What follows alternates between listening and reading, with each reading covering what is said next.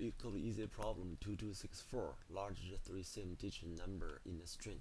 In this string, we want to find a pattern that is with a character say 7 repeat 3 times, which is something like this.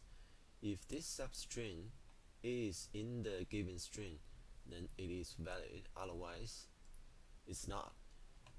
So the good thing for this one is we only have 10 possible options, which is the 10 digits number from 0 to 9. We can easily do this with a loop.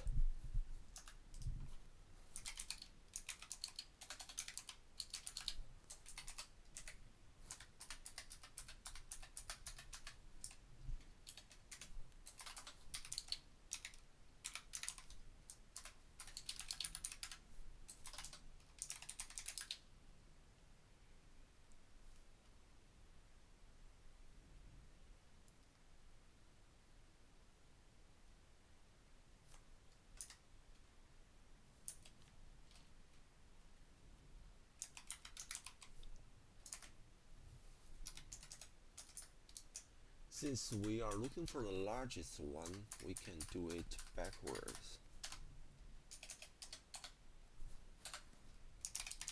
But by default, if there's none, we're gonna return a empty string.